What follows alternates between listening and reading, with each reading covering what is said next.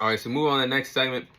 I'll be sharing my fight summary on the fight that took place this past weekend in the sport of boxing between Jermall Charlo and Jose Benavidez. So, we saw Jermall Charlo finally get back to the boxing ring after being on a boxing hiatus for the last 2 years and 5 months. Jermall Charlo finally got back in that boxing ring, and he went on to beat Jose Benavidez in dominating fashion, winning that fight by unanimous decision Saturday night in the sport of boxing.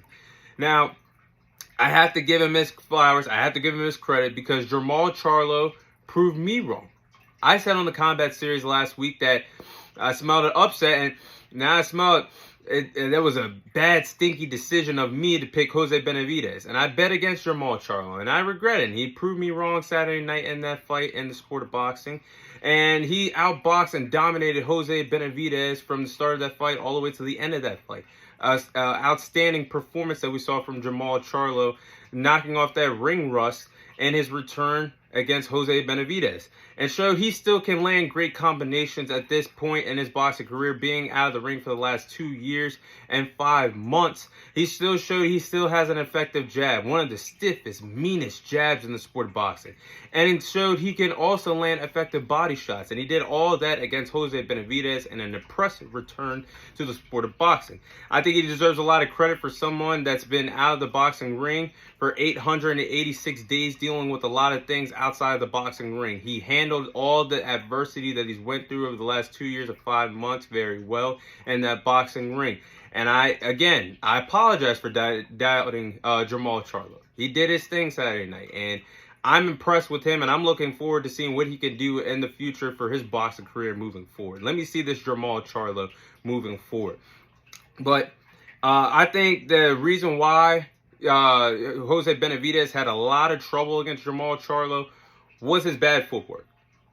I've seen this countless rounds in this fight. Jose Benavidez's bad footwork in this fight, and I understand years ago, back in 2016, he was unfortunately shot in his leg, and and he was battling an injury where he might have not returned to the sport of boxing again. It's unfortunate, and I'm not taking anything away from Jose Benavidez. It actually takes a lot of cojones to overcome the circumstance that he did years ago after getting shot in his leg, to return to a sport where you have to have good footwork and be very active with your legs. So I'm never taking anything away from Jose Benavidez when I say that. But I think the bad footwork cost him in this fight because he wasn't as mobile, getting away from Jermall Charlo in that boxing ring. You can't be flat-footed, and you can't be hardly moving around that boxing ring fighting an elite caliber fighter of the likes of Jermall Charlo. That's just not going to get it done. I think him being flat-footed, he's just stood in the pocket way too long for Jermall Charlo to set up shot, landing a lot of effective combinations, body shots, jabs, everything I just touched up on. I think that's what really lost Jose Benavidez this fight. Maybe if he was more active and more agile, more mobile, I think it would have been a more competitive fight. But that Jermall Charlo we saw last Saturday, he was not defeating that man. And that's just how it is. I think that's just wraps it up perfectly. My summary of that fight. So what's next for Jermall Charlo? Jermall Charlo really does have a lot of options moving forward in the sport of boxing. He could potentially fight Caleb Plant next at 168 pounds. There's some bad blood there with the smack that happened months ago in Vegas when Caleb Plant open palm smacked Jermall Charlo, knocked the taste out of his mouth in that hallway and that T-Mobile Arena months ago.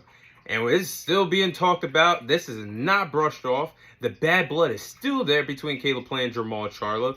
I think this fight could be next in the sport of boxing if Jermall Charlo wants to move up to the super middleweight division, which I think there'll be a key addition to the division with the likes of David Benavidez, Caleb Plant, Canelo Alvarez, you name it.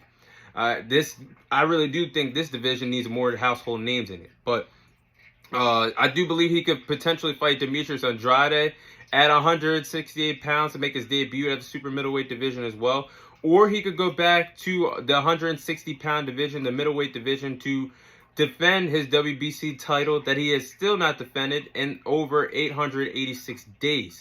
So there's a lot of options for Jermall Charlo. I think he's going to go back, wait around, and for the next few months to make his decision what to do next. But he has a lot of options moving forward in the sport of boxing. But that is my fight summary on the fight that we saw last weekend between Jermall Charlo and Jose Benavidez.